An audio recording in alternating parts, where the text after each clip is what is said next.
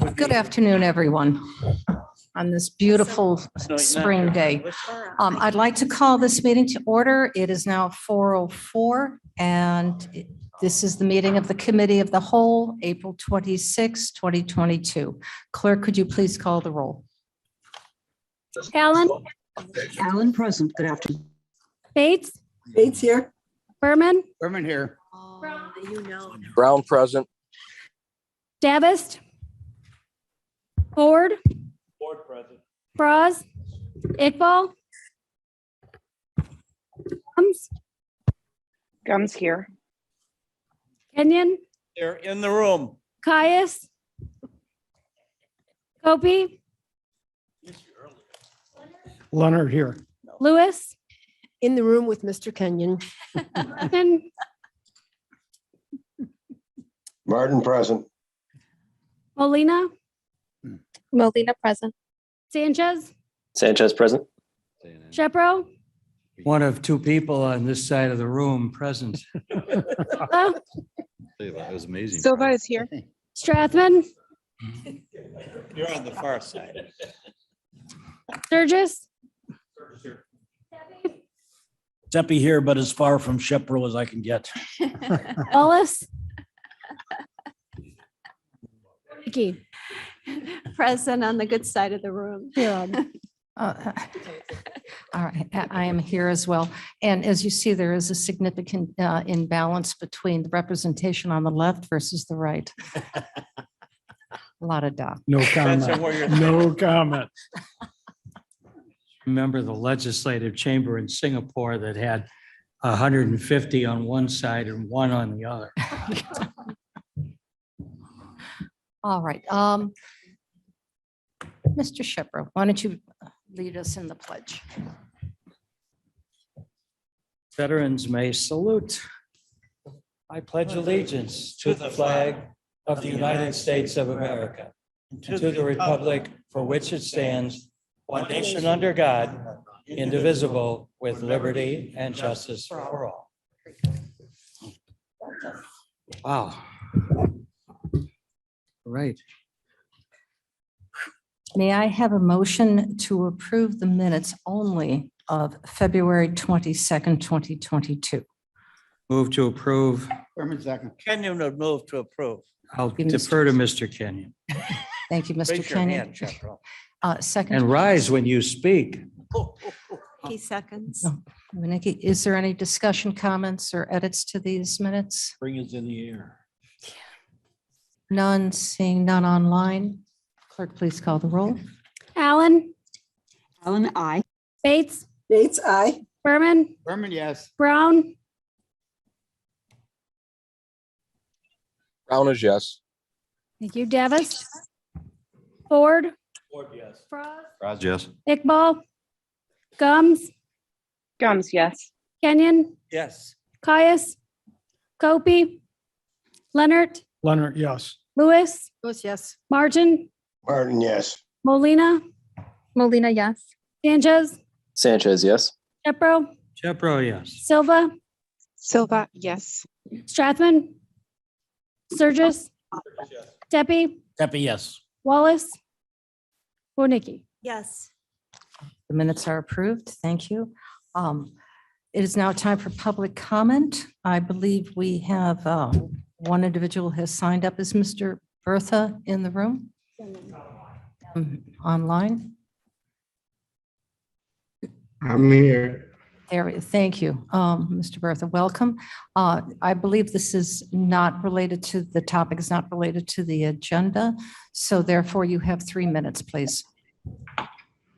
My name is David Bertha, and I'm from the south side of Chicago. I'm suing Ashley Haynes for illegal conduct performed. Can everyone hear me? I think you could speak a little bit louder, Yes. please. I'm sorry. My name is David Bertha. I'm from the south side of Chicago. I'm suing Ashley Haynes for illegal conduct performed outside the scope of her employment with this county. I expected her to pay potential damages and attorney fees out of her own pocket. But Jamie Mosser's minions filed their appearance to provide her a legal defense team. I'm not suing this county for Ashley Haynes' unlawful acts in state court because I already have a lawsuit pending against her husband in his official capacity as sheriff and this county in federal court. I expect that taxpayers in this county will eventually pay me for years of intentional discrimination as a result of my federal case. But the deep pockets that I'm pursuing against Ashley belong to Performance Health. Performance Health, its CEO and Jamie's husband all had to retain private counsel at an expense paid out of their own pockets. Let me once again read the email that Ashley's husband sent to me on January 20th. Enjoy your next criminal charges. If you want help, just talk to me like a human. Otherwise, keep on your spiral of failure. Jamie Mosser's minions will argue that my lawsuit is barred by Illinois' Tort Immunity Act, but that legislation does not protect government employees from civil litigation for illegal acts. Ashley obstructed justice when she conspired to file a criminal complaint for her husband's personal amusement and political gain. I know that Jamie won't prosecute her. But why should taxpayers pay the expense of her legal defense in civil court? Jamie is abusing taxpayer money to fund the civil defense of her husband's co-conspirator. Under the law, police are afforded limited liability for their use of physical force during the performance of their job. But there is no legal protection for a police officer that goes home to beat his wife every night. The order of protection. Thank you, Mr. Berth, your time is up. I'll Thank see you very you much. again. I believe there is no one else joining us from the public, laying public comment. So now we're to our presentations. Oh, excuse me. I'd like to bring up Mr. Rickard, and he will give us a brief update regarding the Long Meadow Parkway Bridge. All right, hopefully the mic is on. It sounds like it is. Tom Rickert with the Division of Transportation. What I would like to do is just kind of go over the exciting news of the $17.5 million that was secured in the recent state of Illinois budget. When you look at the slide in front of you, I'm going to just try to hit the highlights. Our goal when Madam Chair started this effort and talking to our state legislators as well as to the governor's office was to fully eliminate the toll or reduce the toll rate and the tolling period needed to pay the bond costs. These efforts were coordinated and the 17.5 million successfully secured in the budget. This is the first installment of state funding anticipated to enable the Long Meadow Bridge to operate without a toll. The total funding sought to eliminate the toll is 35 million. To give you some background of where that 35 million came from, about 12 years ago, we started the toll bridge approach and that plan was adopted. And then in 2016, construction started on the 5.6 miles of the corridor. And then in 2018, the county board approved the toll bridge revenue bonds and pledged user fees to finance that bridge debt. So the user fees are kind of where we're at right now. And by 2023, I just put that as the anticipated opening of the bridge, and it'd probably be in about late 2023. So the toll bridge revenue bonds, where did we come up with the 35 million? The actual revenue bond amount that we received is a little over 27 million. The net debt service, principal and interest through 2048, it's a total of a 30-year bond is 46 million. But we do have the opportunity to redeem the bonds in December of 2028. And that's where the $35 million came from, because that would be the goal, is to redeem those bonds and fully pay off the debt. Ongoing efforts, we'll continue to look at additional funding in next year's state of Illinois budget to cover the entire cost needed to keep the bridge toll free. With the partial funding, staff is evaluating different toll scenarios to provide relief to the toll rate and the toll period needed to pay the bond costs. The tolling, I get a lot of questions. Why are we continuing forward with the tolling infrastructure? That infrastructure and operational contracts are ongoing with a significant portion of that work completed to date. And that's the reason why we're continuing forward until we figure out the remaining 17.5 million. Our goal is to look at relief for the toll. And so we will be looking at a toll rate that's less, as well as we'll be evaluating a way to pay off those bonds sooner rather than 2048. But ultimately, the direction and the guidance that we've been given by the county board is no toll. And so that's what we'll all be working towards, is no toll. So that's my quick update, unless there's any questions. Are there any questions? Let Mr. Faust go first, please. Thank you, Tom. Once again, I want to thank Madam Chairman for pursuing this money, and it shows you what having good relationships with the state reps can do. Tom, I just was wondering if you could just touch on the subject of the construction costs versus the perpetual maintenance. We were actually originally looking to have enough funds in hand to have perpetual maintenance for the bridge once the toll was completed. So I just want everybody to understand that aspect of it. Yeah, at least at this point in time, our goal is to primarily look at paying off the debt service. And that's the number that's here. Part of the efforts would be to, like we would with a typical project, set aside some of the maintenance costs so that we're able to continue to maintain and operate the bridge and the entire Long Mill corridor in the future. So the maintenance is one of the areas that, yes, the toll originally was going to handle it, but at this point in time, we're looking at just paying off the debt service, and the maintenance would be on the counties in the future, on the county's part in the future. Okay, thank you. I think Mr. Shepro had his hands up.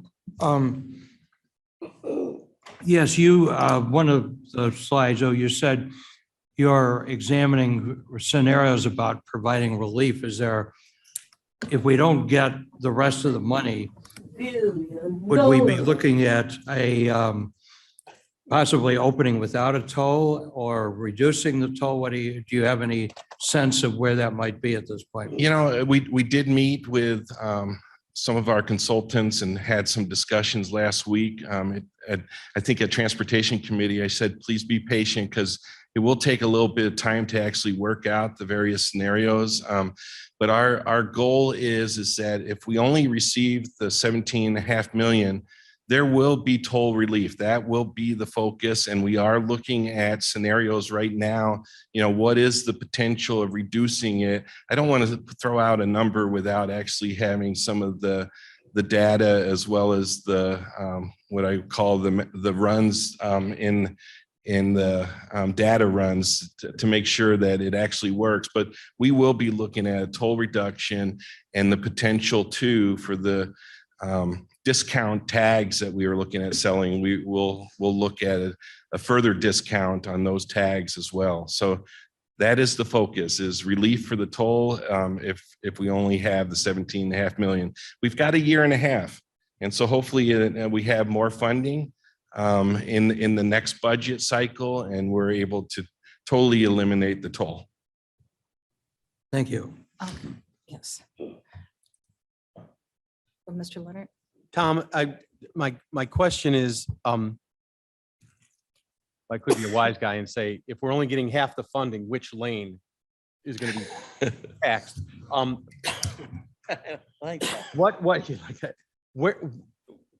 We're out to late 2023. What, are we ahead of schedule, behind schedule?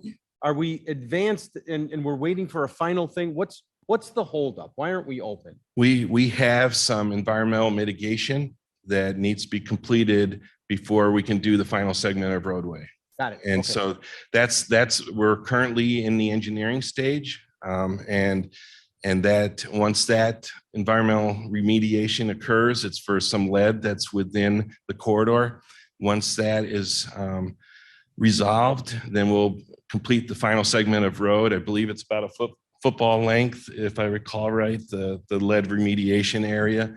Is that on the east side? It's on the east side. Got it. Thank you. Just east of the bridge. If you've been out there, you can kind of see the hill that we need to remediate. Thanks.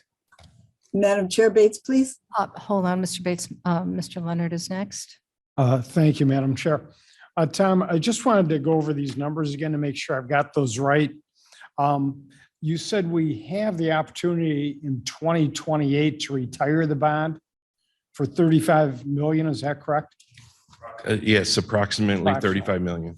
And was the original bond 27 million? The revenue received was approximately 27 million. I believe, didn't you say 2048 in your slide? That's the That's full the payoff. 30-year That's the 30 payoff on the bond. So what was- I'm sorry, 2028. 2028, we would have an option of opting out, paying it off for 35 million and retiring that bond. Sorry, thanks. But anyhow, Tom, if I could, my question is, if I remember correctly, I think part of our idea of setting up the bonds and having money was not only to pay off our portion of the cost of the bridge, but also to set up like an annuity to help pay for maintenance of the bridge. With the 17 million that we have received, 17.5 million that Madam Chair secured, it's wonderful for us. I like the idea of being able to possibly lower that toll amount. I just want to make sure that we don't give up the idea of setting up a fund that will actually handle maintenance on the bridge throughout the next 100 years. What amount was that? Do you know, Tom? You know, that we were trying to set aside about $10 million to be available for the future.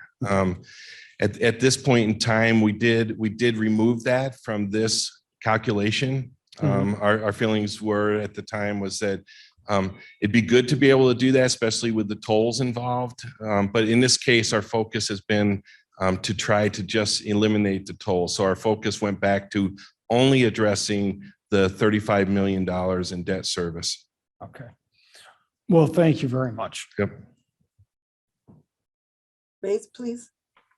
Yes, Ms. Bates. Could we stop having the tolls, not have tolls for doing my math again, like 12 and a half years based on this $17.5 million, which is half of 35 million, and then add the tolling technology later if we don't get the extra, if we don't get more funding? Can the tolling technology go in later? Like in 12 years? Yeah, I guess my recommendation, at least at this point in time, is you could evaluate that, but most of the improvements have already been put into place. We've already hired and did most of the work with the back office consultants, with the toll collection consultants, with the infrastructure. Most of the infrastructure is out there or being put in right now. And there's not really going to be a cost savings. What's that? Cameras for license plates and things like that, or transponders for the iPass boxes. That's all there already? No, it's not all there, but a lot of it is already acquired. So the infrastructure is, and the operational side of thing, we're into this process significantly. And so there really wouldn't be any cost savings. Actually, it could be costly to come back and look at it in 5-10 years if we need to start looking at implementing the toll, because we're years into. We could put in the technology and just switch it off for 12 years. We don't have to use that once it's in. Yeah, right now, the technology is going in now and we can repurpose the infrastructure that is either in place now or will go in here shortly. We can repurpose that. So if the funds do show up, then there is a way to again, repurpose. I guess I've said that a couple times, but there is a way to utilize the infrastructure out there. So we could turn off the toll, not have tolls for many years and hope to get more funding and then reinstate the tolls if we had to. Well, that's not exactly what I'm saying. At the staff level, we do need to look at scenarios and to see what's best for the public interest. And so at least at this point in time, with all the efforts and everything that's been put in, there's a lot of costs associated with that. So staff right now, at least, we're recommending that we continue to move forward until the county board has the information where a good decision can be made. Okay. Mr. Shepra. I think we have to bear in mind that the bond ordinance that is in place is going to have a long list of things that the county would be required to do. And it would be an unusual ordinance that would say, you don't have to do any of them if you think you might find money down the road. I would guess that I haven't seen the bond ordinance, but I would guess that that's going to be, there are covenants that you have to basically do unless you are going to pay it all off. You can't say, I think I'm going to have money and therefore I can delay obligations that I have. And we've started some initial conversations with our bond council, the county's bond council. I think we had our first meeting, I believe it was early last week, and we will continue to have those discussions to make sure what we can actually accomplish with the 17.5 million. Yeah, Mr. I was just kind of following up. I was going to say that it'd be very, very awkward to start a toll on a project once it's a decade old. I just can't see that ever flying. Absolutely, because it's already been a free Decade, bridge. your equipment probably will be obsolete too. It's real easy to eliminate a toll, but to add one. I just can't After it's imagine it. used, Yeah. it's no, it becomes institutionalized as a free bridge. So we've got a year and a half to see what we can do. Any other further discussions on this? Okay, very good. Thank you, Mr. Rickard.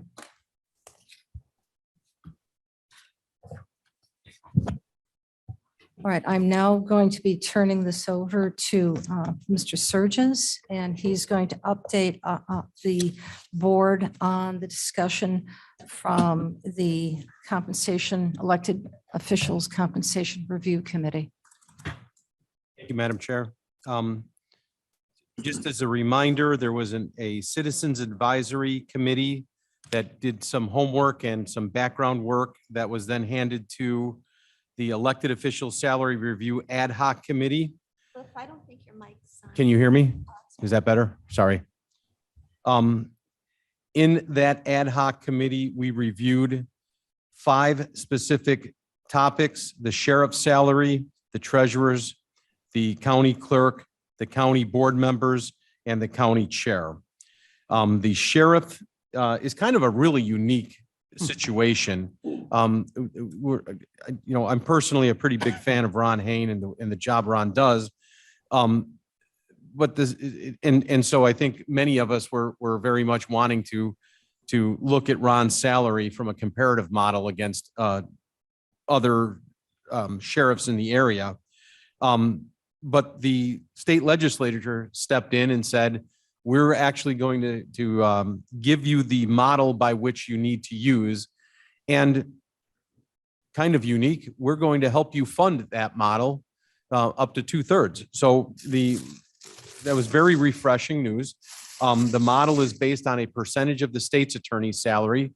So everything is a little bit of a sliding scale from county to county. But in our particular case, the minimum that would be a portion to Ron would, or let me rephrase that. A portion to the sheriff would be $151,000. The committee is looking at that saying, and I don't know that we're interested in paying the very bare minimum that we could possibly get away with. We're interested in looking at that at $160,000 base. So that was the recommendation that I believe was unanimous coming out of the committee.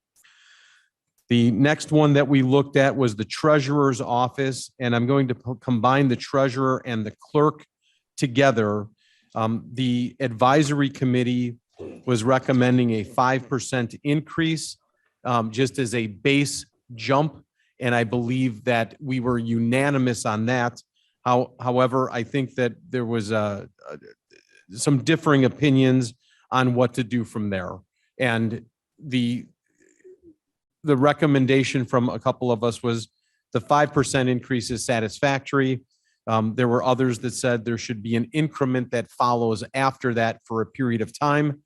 That's the report that I have for each of you. The urgency that we have today to report this is to make sure that we're staying ahead of the 180-day before the primary election deadline. General election. I'm sorry, I'm so sorry. General election deadline.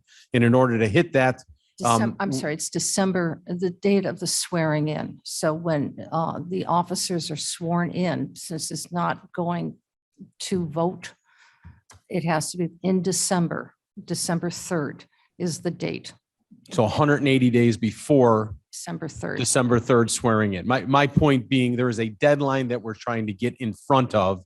And so presenting this, while not complete, but presenting this at a committee of the whole is the appropriate way to get the information out for everyone's consideration. Okay, so you're going to be asked to consider. I think the consensus was pretty strong on the 5% from everybody that I've spoken to offline. The question is, do you want an increment to follow that? We then went down to the county board members, and again, we had a split on that. The board members that I spoke with came out and said, we are not interested in any change. We're happy, we're satisfied with the rate that we're getting now, that being $25,000 and the availability for health benefits. There were others that came in and said, we should, we're okay with that, but we do think that there should be a small increase or a cost of living that goes along with that. And everybody has that in front of them. And it's up on screen as we speak. The last thing that we looked at is we mandatory had to discuss and review the county chair's salary. And I believe it was, there was consensus across the committee that there's no changes made at this time.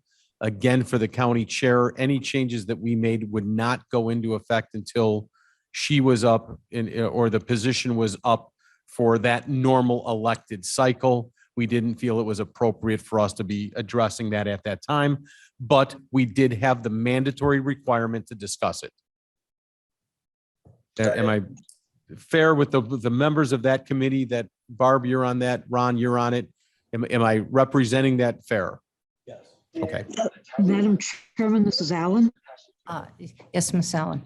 I'm not on the committee, but I sat in on the meeting, and I think there's just a minor change. In number 5, in the second sentence where it says the salary can be reviewed again in 4 years, I believe it's to be reviewed again in 2 years, which is when this term would be up. Correct. So correct, it's 24. Thanks. Thank you so much. We hurried these minutes through the system to make sure that we were forming the backbone, but we just met late last week and to make sure they were prepared for today. So Karen, if we can just make that small change. These notes here are not approved minutes in any capacity. So thank you for pointing it out, Deb. It's just a typo. Perfect.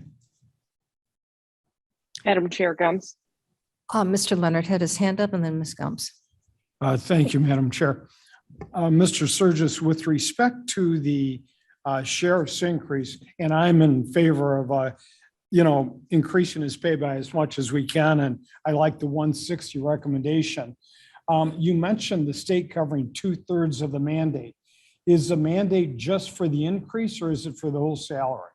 For the entire salary. So in other words, if we go up to Money. 160,000, we're looking at about 106,000 that the state would pay. We would only have to pay 45,000. Well, we'd be saving money. Yeah, exactly. Yeah, that's my point. Yeah. So it's not going to cost us money. We'll save money. We can put them at 160 if the county board would so agree, and we're actually reducing our costs by about $50,000 to $70,000. You are correct. As- I believe that, Madam Chair, if you help me with this, and Ken, maybe, I believe the legislation was they will cover, his salary is based on 80% of whatever the state's attorney's salary is for that area of government. And then they will cover 2/3 of that salary. So it would be at 100, my So if you understanding. give of him it, more, that they're would not be on going to us. cover that. Yeah. So, The 9,000, 10,000 difference, we'd have to pay Yeah. fully. But on the 150, the state would. So pay they're 50% the of that. minimum base of the 151 is their computation. Great, But still, we're, to your point, we are still saving money. significantly ahead. Yes. Good. Thank you. I think Ms. Gomes was next. Thank you, Madam Chair. I also was in the meeting, the ad hoc meeting last week, and I had a few thoughts, but I didn't want to butt in as it pertained to the county board salary. I did a lot of thinking from then until now, and I think that it should be up for discussion. The whole board should be discussing the increase. Part of my thought process on that was, unless you are independently wealthy, are a business owner, retired, this line of work, of course, we don't do it for the money, but there is substantial work that is involved in the county board position. So I just don't want to exclude demographics of individuals that otherwise might be interested in getting involved in government. So I think that we ought to have that in our thoughts when we go forward with this conversation. Very good. Thank you. Yes. Mr. Shepherd. Unless I missed it, there was also discussion at the committee about the benefits for board members. Was there not? Yes. Yes. So the discussion at the time was, I think we were split on those members saying, or at least my conversation or my statement was that of the several board members I had spoken to, that they were satisfied with the salary that they had and were not asking for an increase, but neither were they interested in a reduction, and that reduction did include benefits. There was some Ken, there was some conversation regarding who's allowed to get benefits, and why is somebody making an exception that the county board is the only person, are the only employees allowed those benefits at the reduced structure. And the truth of the matter is our structure is based on 30 hours a week, and every employee in the county that works at least 30 hours a week has access to those same benefits.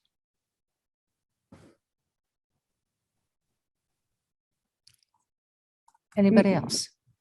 Madam Chair, I can't remember the percentage of This is gums. I Ms. Gomes apologize. speaking. It's fine. Sorry about that.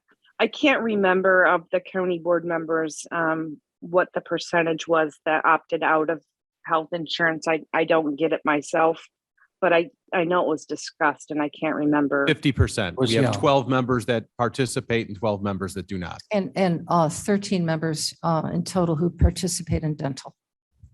Okay, thank you. Madam Chair, this is John Martin. I have a question on this point. Yes, Mr. Martin. I thought I understood Ms. Labrillo's explanation of the insurance to say that between 30 and 40 hours, the insurance was available, but the premiums were not paid by the county. They were paid by the employee. Was I incorrect in that recollection? Ms. Labrillo is coming to the stand. Hello.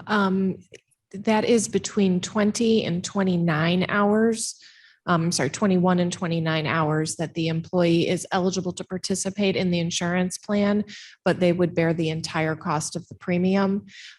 Starting at 30 hours and more, then we do the 17% employee, 83% county split on that premium.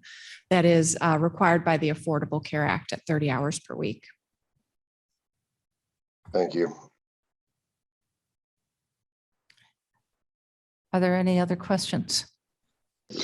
Madam Chairman, this is Alan again. Yes, Ms. Allen. I just want to throw this out as an equity conversation. There were years when county employees got no raises because we were feeling, well, the whole country was feeling the pinch of what was going on. Now, I am a believer in unions, and I need to mention that our union people were under contract, and those contracts all involved raises of various kinds, uniforms, step, years of service, and yearly percentage increases. And those contracts all went forward during the time when the rest of our employees were had their salaries frozen. So I'm going to say about 10 years ago, members of the board asked very strongly for the leadership to please consider giving raises to our non-union people as well as a sense of fairness. And so we did that for 8 years. We did 2% a year for the non-union people. It happened that I think that to some extent that coincided with what we were giving the union people as well. Though, of course, remember, there are always uniforms and steps and years of service and so on. So it's never completely equal, but at least it was a try. And we extended that to, and then interestingly, when we were looking at the salaries for countywide elected officials at the last meeting, chaired by Mr. Surgis and attended by you, Madam Chairman, it turned out that 2% was pretty even to what happened with the cost of living increases. Cost of living bounced all over the place. The average was about 2% a year. So it made us feel kind of like we were on target with that 2%. Now we extended that 2% to our management team as well, because they're certainly putting in the hours, are entitled to raises as well. And I would like us to consider doing, when we set a countywide elected official salary, I'd like us to consider putting the 2% a year increase into that as well as a matter of fairness. We want to attract good people. We want to hold on to good people. And I just think that's something that we should think about seriously. Thanks.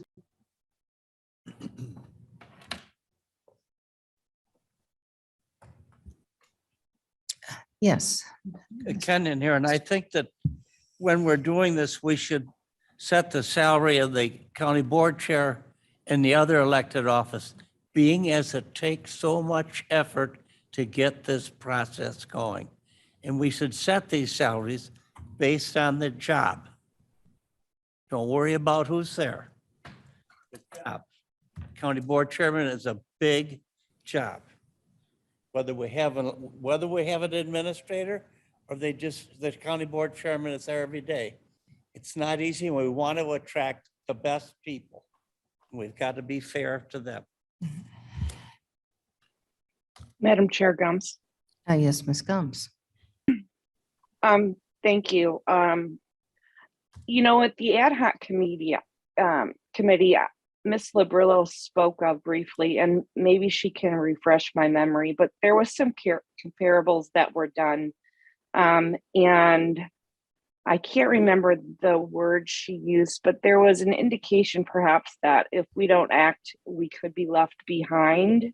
Does that sound familiar, Ms. Labrillo? Can you speak on that a little bit? Certainly. I think the point I was trying to make when we were talking about that is there has been a lot of talk from all the counties in the area that there's a lot of evaluation of elected official salaries right now between all the counties. And as we're pulling these comparables and looking to compare our elected official salaries to theirs, we're looking at their current salary, which they are likely changing. Those salaries often in many cases like ours have been in place for as many as 10 years. So we're looking at their current salary to set our salary for the next several years. So I think if you go back 6 months from now or a year from now, you will find that many of them have raised some of those salaries because they are also evaluating them.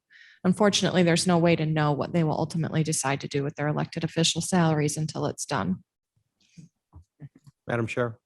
Yes. Mr. If I could add to that, I believe that the research that we did at the ad hoc level, and Blair, I did not, I don't know if you have that still to bring back up if you wanted to, but my interpretation of the data was that there's 2 to 3 to 4 variables that you can compare across counties, you know, the size of the county, the revenues of the county, the population of the county, blah, blah, blah, blah. When we tried to aggregate those to one figure, Kane County we were right in the middle. And the conversation was very much saying, while we're in the middle today, the comparison that we're making, some of the other counties are a little bit ahead of us in terms of their structure of raising the ante. And the conversation, part of that conversation to my recollection was, by the time we get ours in place, we might be slightly behind someone else. And on that timeline or on that circle, where's the appropriate jump-in point? And Blair, that last one you had, I think was it. That's the one we want. Thank you so much. You think quick on your feet, my friend. Can you also send that to the board members who are online, please, so they can review it as well? And Yeah, they should be able to see that. Oh, yes, yes. So I think this is what we were looking at. And it's a, again, which one of these do you want to look at? Salaries, benefits, size of the community. We also had a conversation regarding the median household income of Kane County. And we went to the census information and pulled that back. And somebody had made the comment that our median household income was approximately $80,000. That was a household income. The individual income was quite a bit lower, 35,000, 37,000. 37,313, I think. Okay. Is the number. Those kids. Yeah, so I mean, you can get into figures and try and pull stuff apart, but Ken, while that includes kids, I don't believe that, I believe that we live in a modest area, and there might be some pockets, and I don't mean to speak out of line, but maybe Wayne, maybe St. Charles, maybe Geneva, have a little bit more affluence there. We certainly have other areas where when we start talking about our compensation and what we're doing, some of us are well above, even for a part-time 30-hour position. I mean, that's pretty strong comparative to what our constituents are making. And I just want to remind everybody of that. The other conversation that we've had, because somebody mentioned it and brought it up, the conversation about our peers and who do we want to be sitting next to on this board. The biggest problem that or the largest challenge that I think that we have is that we only meet during the day. I mean, so if you're a college professor or you work for a corporation, it's pretty tough to be able to say, hey, I'm going to chair a committee and, come to my meetings and, go to my cow and stuff like that when you just simply can't get out of work or away from your employer. So it really limits who we have comparative if we were, say, like a municipality that met on a Tuesday night or something like that. I think that would open, who we have available to us in terms of our contemporaries. And sometimes we ignore that. There was also some conversation within the committee regarding the health insurance benefits. And someone had mentioned to me, if I didn't have the health benefits and had to go find a job, I would no longer be able to be a county commissioner because the employer wouldn't allow me to have the time to do that. And I thought that was most interesting because I didn't consider that. Being self-employed, I consider this a service to my community. I'm able to make that happen. But you know what? if I worked for a corporation and had to request that time off, I'm not so sure they would be as flexible as I would want them to be to make that happen. So I thought that was a pretty interesting observation as well. Yes. Bates, please. Yes, Ms. Bates, if I may make a comment just regarding the income, the average household income and the average personal income in Kane County. When this analysis, two things. One, this analysis was done about the 2% and 2 years of 2.5%. Indeed, that is correct. That average did keep up with the cost of living because I asked for that exercise to be done. And within a couple $100, we were. It was certain. amazing, amazingly It was- close. It was an amazing range.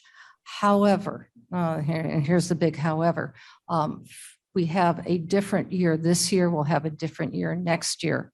So that cost of living is going to far exceed that potential 2%, which will bring the county just as a whole behind, further behind without being able to keep up with the cost of living.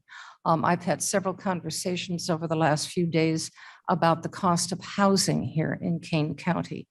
And the average cost for a 2-bedroom apartment in Kane County is now $1,700 per month with a 0.5 percentage point, 0.5% availability, which means that if you have an apartment or a home for rent, you can pretty much charge what you feel the market will bear, making unaffordable for our workforce. So I'm just putting that on the side as you start taking a look, not just for the elected officials, if we're looking at developing parity and equity and reach out to diverse communities of people who may be interested in running for office, but also as we go forward and we speak about compensation for our employees. Madam Chair, on that point regarding the I cost of believe I'm on living. the stack, Mr. Surges. Yes, that's all right. Pardon me? She's, let Mr. Surges just follow up and then. I'm so sorry, Maybe Mavis. next. And on this, I just wanted to point out that that cost of living was taken over a 10-year period, Correct. which did have its peaks and valleys. And if you looked at the chart, it's Oh, it amazing was- that some years we were a little bit ahead, some years we were a little bit behind, but over the 10 years, it was amazing that it was almost spot on. Within a couple $100. I mean, absolutely. truly, I mean, if somebody would have asked me 10 years ago, you think 2% will do it? You might as well roll the dice and go to Vegas. Are you kidding me? And it was right there. And for the Peaks and valleys, it was right there. 2 years at 2.5. So Ms. Bates, please. Okay, thank you. We've had many conversations over the last month or two about how the county itself has not given the county itself a raise over the last 10 years or so, and how unsustainable that is. And I'm thinking about the board members as well, without a raise over 10 years. Is that sustainable? Doing a little bit of math, 2% increase on $25,000 a year is a kind of about $500 a year. 10 years of not having any raise at all would be a $5,000 arrears, meaning the 25,000 that we are at right now maybe should be $30,000. So that's looking at it from the point of view of these consumer price index keeping up with inflation. And now with inflation so high, we won't even go there, I guess. But it's by not giving the county board any raises at all, the county board members are sliding backwards instead of staying even. Thanks. Yes, thank you. Thank you, Ms. Bates. Fraz speaking. Sure. On the subject of county board salaries, I guess I'll think a little bit outside the box, and I've talked to a few of you privately about this concept, but rather than a raise, I would propose a reduction in responsibility. You know, we're all on the Forest Preserve Board, which is a separate governmental agency, and we get virtually nothing. I couldn't even tell you what it is, but it's very little. $12 a meeting. And, you know, the interest of the county board members in the Forest Preserve varies greatly from, 0 to substantial. And personally, I think the Forest Preserve would be better served by a small 6 or 8 person board, separate from this board, with a reasonable, modest salary. But that would have to be done by referendum, I believe, or put on the ballot. But and I don't know who would start that process, but like I said, that's just something I think would be the Forest Preserve would be better served by a dedicated board. Thank you. Okay, no, yes, Mr. Kenyon. A couple of thoughts. One is I think we looked at this about 6 months ago, maybe more than that now. And for a county with our population, we would have to actually amend the state statute and then have a referendum. Right now, essentially the statute seemed to be written in a way that only DuPage County was eligible to do what they did. But substantively, I agree with you. I think the DuPage model has worked well. You've got a smaller board. The people who are on that board want to be there.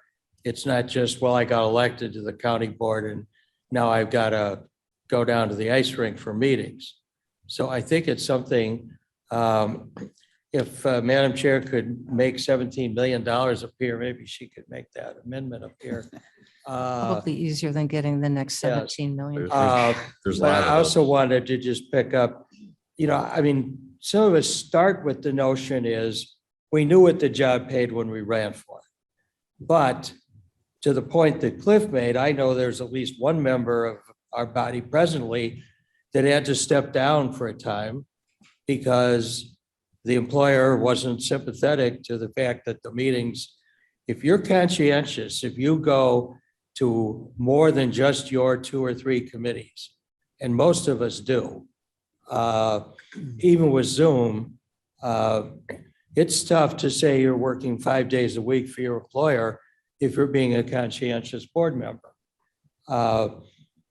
So I think that's something that ought to be seriously looked at. Because the other point, Cliff, you made is the counties, just looking at their numbers can be very misleading in terms of how their board operates. In many cases, some of them don't have all the elected officials that we do. Case in point, McHenry County has a combined clerk and recorder. Cook County doesn't have an elected auditor. I mean, there are lots of differences in how things are put together, and I think you've got to look at and the meeting date itself. It's tough sometimes to do all we do, and the thought of starting at 7 o'clock and going to midnight may not be great. But I think there's definitely, retired people. We don't have the same time constraints, and if we're old enough, as many of us are, we don't need to worry about the health insurance because we got Medicare. But we're not allowed to say you get health insurance if you rely on people to take it. I haven't seen the breakdown, but I would guess that many of the people that don't take the insurance have it available from another source. At the same time, you really don't like the idea that somebody is running for the board because they get the insurance. But, we used to have a per diem system where people got a per diem each time they went to any meeting. And there were some people, I remember one that was, Drew knows who I'm talking about, who could, and so does, I think, Ms. Warnicki, but per diem in Latin supposedly means per day. It doesn't mean like 6 per diems per day, but there were people who are good at that. And we abolished that. And I think rightly so. The notion is you go to a meeting because you think it's important that you do that, not because you can pocket some more money.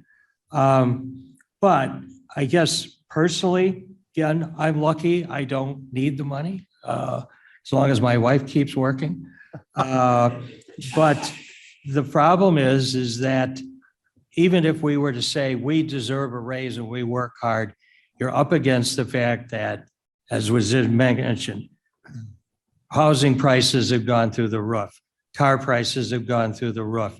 If you're heating your home with natural gas, it's doubled.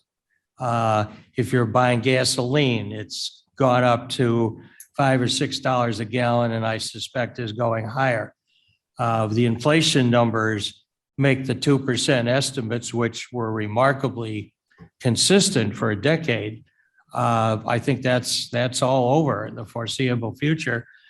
And I remember the comments of one current board member when this came up, I guess 2 years ago, maybe 4 years ago. And her comment was, a lot of my constituents would like a raise too, but they're not getting one. So I think, again, we're in the, I wish that there was a different method of setting the salary, like an independent commission or something, because it's awkward to say, I deserve a raise and I'm voting for it. So I'm not sure what I want to do with it. But I'm troubled by the idea that we give ourselves a raise and there's constituents out there that, can't afford that Starbucks coffee that we've heard about. So. Thank you. Mr. Martin. I think that the conversation is heading in to me, kind of an odd direction. I've always perceived that when you run for the county board, you do so because you're at a point in time in your life when you want to become involved and you want to give back to the county. And now we're talking about cost of living and the cost of an apartment and the cost of gasoline. And the fact is, we're not talking about community service. This to serve on the board, in my opinion, ought not be a money producing activity. I was surprised to find out that we got paid. I think we get paid. I think the comment, if I remember the comment of the Citizens Committee, we make what all the mayors make around here, probably with the exception of Aurora and I would assume Elgin. This, I don't know what people are looking at, but if you're looking at the finances, this job plus health insurance isn't a bad gig. And to suggest that we ought to raise it, to me, I find it to be, first off, I'm not in favor of it, okay? And I don't think that the votes are here to eliminate the health insurance. I don't support the health insurance. So maybe that separates me. I guess it separates me from at least 12 people on the board as to a state of mind, but I can't think of talking about the board's involvement in terms of what it's going to cost me to pay my mortgage next month. This is supposed to be community service. Thank you. Thank you, Mr. Martin. Madam Chairman, Allen? Yes, Ms. Allen. I want to make a differentiation here between the county board and the county-wide electeds in this way. The county board is 24 of us and we all serve differently. I have to say that I've never seen a board serve as well or as consistently as the one that's sitting here right now. And I've been here for 20 years. I've been really honored to be here for 20 years. This is a hardworking board and I'm so admiring and so grateful to be part of it. But it's still, for us, it's still a part-time job, and we do the job the way we think best, and with the time that we have and the energy we have and the intelligence and wisdom that we bring to bear. But the county-wide elected officials are people who show up every day. It's a full-time job for them. And we have been really lucky to have people with all kinds of credentials and certificates on the walls, and people who, Madam Chairman, I know you were prepared to work hard, but I can't believe you were prepared to work this hard. So I just think that we need to give some special thought to the people who have these jobs as full-time jobs. And that's why I was making the recommendation that I did. Thanks for letting me. All right, thank you, thank you. Mr. Iqbal. Yeah, Madam Chair, I will be short. I have raised this issue before, ever since I came to this board, that this is a part-time position. Today I am hearing that it's a 30-hour position. It's not a 30-hour position. It's a part-time position, and the part-time employees don't get paid here, and they don't get paid in any industry. I concur with Mr. Martin that this is a community service. So I would be opposing the health insurance and dental insurance for the members and their families. I believe it should be just a salary, whatever it is, just make it very transparent. Thank you. Okay, thank you. Mr. Kenyon. Kenyon, I want to admit, when I ran for the board, I didn't know we got paid. And I was quite surprised that we did. I don't advocate an increase for us, but I think the countywide elections, we have to attract people who are going to give up a good full-time job, whatever it is, and be here every day. So we should pay them better, and it should be based on the job, not the person. So I don't think we need any more money. But I think the electeds do need more money because they're giving up a job to be here, most of them. It is. And I'm just doing it for fun, what the hell? I mean, I just love meetings and. Is an incredibly passionate, overwhelming, incredible opportunity, and it's an I'm going to write a book. It's an amazing I'll make all the honor. money for that. It's an amazing honor to serve in this position. Yeah. Mr. Leonard, and then. Thank you, Madam Chair. I just have one question with respect to what we need to do here. We probably have that same 180-day deadline to make a decision on this. And if we have to go through committees and then to the county board, I think we have to get a plan of action here to decide what direction we want to go. That's exactly correct. My thought is that at the May board meeting, this would be discussed. And we can have a special board meeting introduced to the full board. It should go to executive first. Then it's going to go to the full Finance? board. No, Does it have to go to no, finance? just to exec, Okay. then to the full board. If you are not ready to make a decision at that point, we'll hold a special board meeting with its only focus will be on the vote for this. But I'm going to push you gently and well, that you do make a decision by the end of May. So before Memorial Day, please. Madam Chair, if I can. Yes. Surges, any of the data that anybody might want from the ad hoc committee or the Citizens Advisory Committee, we're happy to make available. I mean, most of it was online, most of it's there, but if somebody needs something, don't hesitate, reach out. The entire point of discussing this at the committee of the whole was to get this on the table so we could expeditiously move forward. Madam Chair, am I correct there? That's correct. So if there's anything you need, any questions you have, don't spend 3 weeks researching it. Reach out. We may have already done it for you. So. Okay. Mr. Shepro and then Yeah, Mr. I Frost. just wanted to make a comment about the part-time, full-time issue. If 30 hours is the cutoff, I know there are people in this room on this board that spend 30 hours a week easily on what they do. And to, if you have an opinion about the insurance, that's fine. But I think just as I was not pleased that some of the people on the advisory group, not your committee, but that sat there and said, well, the board members don't do anything. I think they need to pay more attention to what goes on. And I think, we all know some of the people in this room that probably spend maybe not 30 hours a day, but pretty close to full time with committee chairmanships and issues that come up.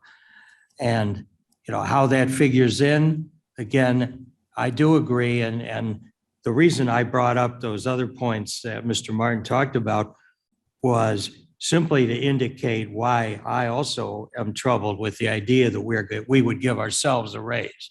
Because I think it is about public service at the end of the day.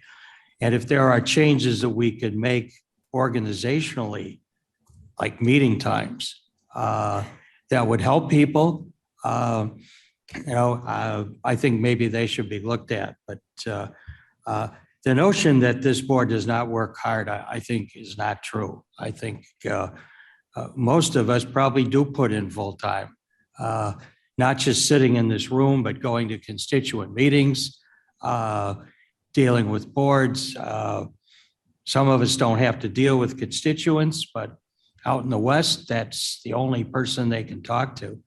So not to be overly self-congratulatory, I think this is a hardworking board. I agree with Mrs. Allen's comments. And, does that translate into getting more money? I don't think I'll vote for it, but not because I don't think that we don't work hard. Okay, thank you. I'd like to give this discussion 5 more minutes because I promised everyone that we'd be out of here by 5:30. So we've got 2 more questions. So Mr. Frost and then Ms. Gomes. Frost speaking. I totally support the increase of salary for the chairman. I've been privileged to work under 3 different chairmen, and it's unbelievable how much work it is. The one thing I have done a complete turnaround on is I'm a big supporter now of the concept of a county administrator. So I guess what I'm wondering, or maybe something we could think about, is if we were to give a raise to the chairman, could we do it? Is it possible to do it a 2-tier system where the salary would be at one level under the current system we have? But if we had a county administrator, personally, I think it should be a lower salary, possibly like 75,000 or 3 times a county board member salary. But just something to think about, because we would have to come up, looking at this chart here, it looks like a county administrator would cost us about $175 a year. And I've already discussed a few ways that we can maybe pull a few dollars here and there to help offset that cost. But I'm just throwing it out there that, salary for the county board chair as it stands, and salary for the county board chair should a county administrator come on board. Okay, thank you. Madam Chair, could you refresh when for the chair, even if we were to vote an increase, that wouldn't kick in until 24, December of 24. December of 24. Next Okay. election. It could be changed by the next board also. It absolutely could. authorizing something that Doesn't did take nothing effect. For yeah, 2.5 years, yeah. Why do it? Correct. or just do it in 2.5 years. So if we did eventually go with a county administrator, we won't have to wait 10 years to adjust that salary. No. That's correct. That is Thank you. correct. That's I just want to make accurate. sure that was clear. Hold on, Ms. Gomes. And then the last question, Ms. Gomes. Thank you so much. I just wanted to thank Mr. Shepro and Ms. Allen as well. I can only go by what my predecessors have said, and I believe this board works very well. I will congratulate you, Mr. Shepherd, because you deserve it. You work hard. You work very hard. And so you don't have to do a self-appreciation. I'll do that for you. Also, I think folks that are of the impression that we work a part-time job perhaps do not understand the amount of effort that goes into phone calls to constituent contacts. And comprehensive reading is something that, if we're doing this job right, it takes a very lot of time. So I just wanted to put those words out there and congratulate Mr. Shepro. Thank you. Very good. Yes, Mr. Berman. Well, I was saying I don't think there's any reason to talk about increasing the chairman or changing the chairman's salary at this point in time, because it's not going to go into effect until 2 years, and it certainly can be changed by the board anytime within those 2 years. So I think we need to wait until that 180 days from that the chairman's term is up. Who knows what we're going to do between now and then? So, yeah. And The other thing, Hold on, Ms. Gomes. The other thing I guess, having been in elected office for 45 years, especially at the municipalities, we certainly didn't have the benefits that we have at most of the municipalities don't have the benefits that we have at the county. And we certainly don't have anything near what the salaries. We used to talk about, boy, if we were on the county board, we'd be making all the big money compared to what was being paid in the municipality. So what we do is a labor of love and the best we can. Thank you. Thank you. I just missed, Yes, Ms. Gums. Gums, I apologize. I just forgot to throw this little tidbit in there. Mr. Shepro had also discussed something that didn't sit right with me. We don't vote on a raise for ourselves. None of us are guaranteed to be elected again. This is for the position. And I think just for the general public, oftentimes that can be spun to say, hey, they gave themselves a raise. Nobody is allowed to give themselves a raise. So I just wanted to clarify that. Good, excellent clarification. true. Very true.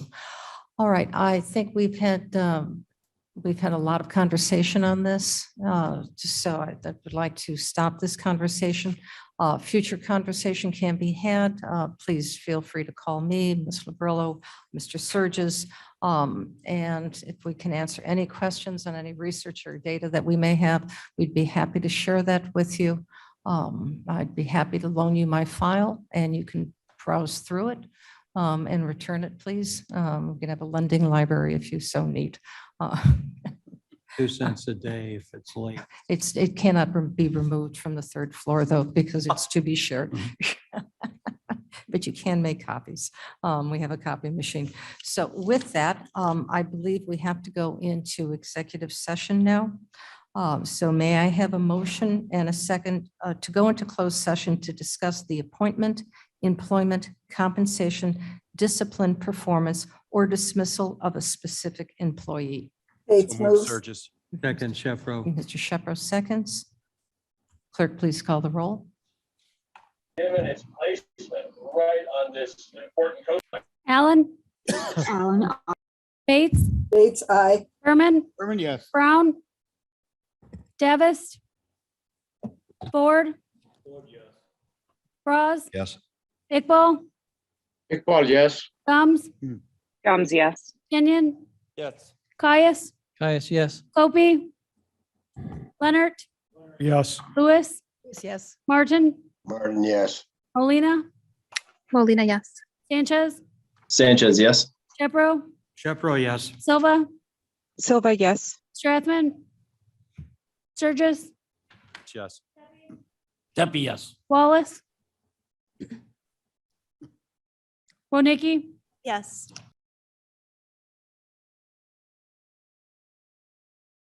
Okay, we are now in open session. Clerk, could you please call the roll? Allen, Allen, Bates, Here, Berman, Berman here. Davis, Ford, Present. Bras, Here. Iqbal, Iqbal, yes. Gums, Gums here. Kenyon, Here. Caius, Caius, present. Copy, Leonard, Leonard here. Lewis, Lewis here. Martin, Martin, present. Molina, Molina, present. Sanchez, Sanchez, present. Shepro, Shepro, present. Silva, Silva's here. Strathman, Surges, Surges here. Tepe, Deppie here. Wallace, Wodnicki, Present. Pirog. Here. May I have a motion and a second to adjourn? I would move that we adjourn. Shepro, second. Second, do I have consensus?